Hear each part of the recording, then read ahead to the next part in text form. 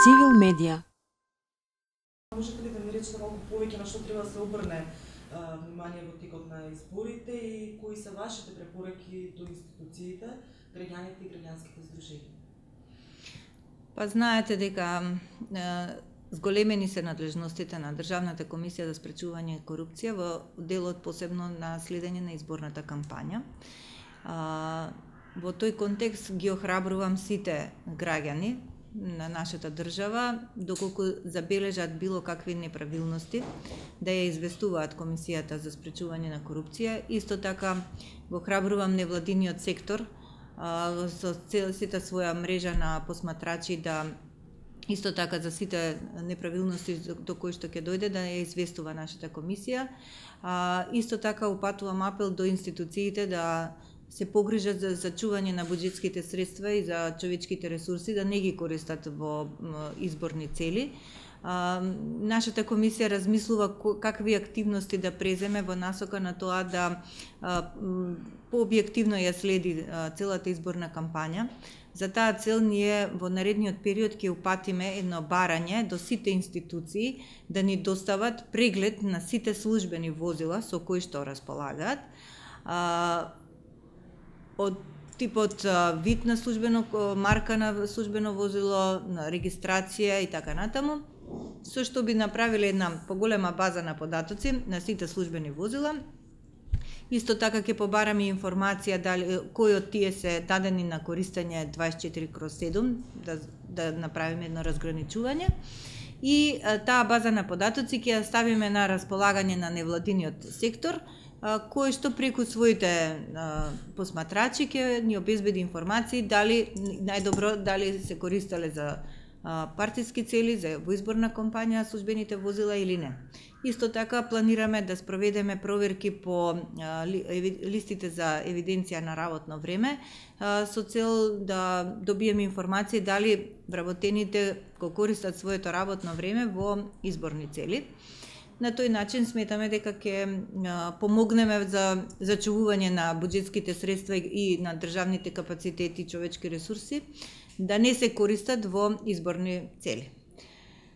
Тоа за сега како што ќе планираме други активности, ќе известуваме јавноста и така ќе ги презимаме сите потребни. Подпишавте меморандум за соработка со Државната изборна комисија и со Државниот завод за ревизија, па во таа насока како ќе се одвива вашата соработка конкретно со ДЗР, со оглед на тоа дали воопшто тие се доволно подготвени за изборниот процес, со оглед на тоа дека се уште немаат главен државен ревизор? Да, Државниот завод нема главен државен ревизор, меѓутоа тоа е хендикеп, меѓутоа таму има стручни ревизори кои што без оглед дали има или нема главен државен ревизор си ја вршат одлично работата. Она што е надлежност на Државниот завод за ревизија е да врши ревизија на финансиските извештаи на партиите, на редовните сметки, на изборните сметки. Во тој дел од голема помош ќе ни бидат нивните наоди за да постапуваме понатаму. Меѓутоа во првиот дел во следење на изборната кампања, тука не знам колку, не би можеле многу да се ослониме на Државниот завод за ревизија, затоа тука си градиме своја собствена стратегија и тука ќе ја зголемиме соработката со Државната изборна комисија, која што исто така го следи процесот. Дали до сега имате, со оглед на тоа дека не е уште почната изборната кампања, таа започна на 1 април, а вие вчера рековте дека до вас нема такви пријави за предизборна кампања, дали имате пријави за некои други тип на коруптивни елементи во изборен процес? До сега за овој процес немаме. Во ред, вие отворивте неодамна повеќе случаи за непотизам, и веќе во тек се некои од тие истраги, рековте дека во континуитет ќе, како и за се останато, ќе известувате јавноста, како ги добивате и документите од другите институции и како ќе следи понатаму самиот процес на тие истраги. Кажете ми објективно какви резултати на крајот очекувате од токму од сите овие предмети? Поразителни. Не дека тие вработувања се извршиле спротивно на закон. Сите нашле некаква законска рамка. Тоа сум убедена дека е така. Меѓутоа, она што е малце пошироко што го предизвикува проблемот е тоа всушност што се градел еден таков систем со години наназад кој што ќе отвара без разлика дали има потреба или нема нови работни места. Значи, од некои истражувања што до сега ги имам прочитано и направено, можам да ви кажам дека во јавни предпријатија кои што иако работат со загуба, имаат прилив на нови вработени. Значи, јавните предпријатија треба да работат со здрава економска логика и да носат профит во предпријатието и воопшто во државата. Не треба јавно предпријатие кога работи со загуба да го зголемува човечкиот капацитет кој што и текако е уште поголем терет на тоа јавно предпријатие. Значи имаме милион такви ситуации или пак на пример јавно предпријатие кое што е должник на УЈП, значи има загуба, неподмирени обврски према државата, од друга страна има нови вработувања. Значи проблемот е многу голем, сеопфатен, системот е таков што сам по себе генерира непотизам.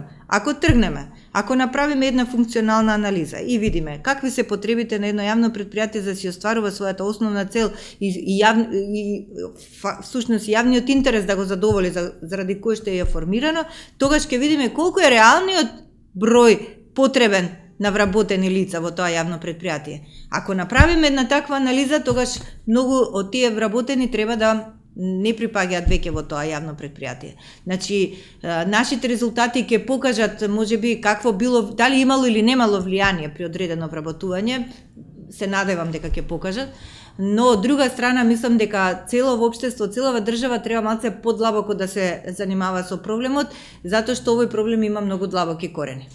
Тогаш како може да се влијае да се искорени непотизмот во институциите, од посебно оној кој што доаѓа и е поврзан со партиите и оние што се на власт позиција. Знаете како, ако тргнеме кон остварување на основната цел за одредено јавно предпријатие за кое што е основано, задоволување на одреден јавен интерес. И вработуваме луѓе кои што ќе бидат најрационално и најефикасно решение за задоволување на основната цел. Значи нема да имаме непотребни вработувања. Ако при тоа вработување ги вработиме тие кои што ќе ги поминат критериумите и ќе дадат најдобар резултат, тогаш ете го решението. Значи, што треба? Треба да се има силна политичка волја, висока општествена свест, да се направи една целосна функционална анализа воопшто на јавниот сектор, да се види што е целта, кои се потребите, кои се реалните потреби од човечки ресурси и само така можеме да обезбедиме ефикасен систем. Цивил медија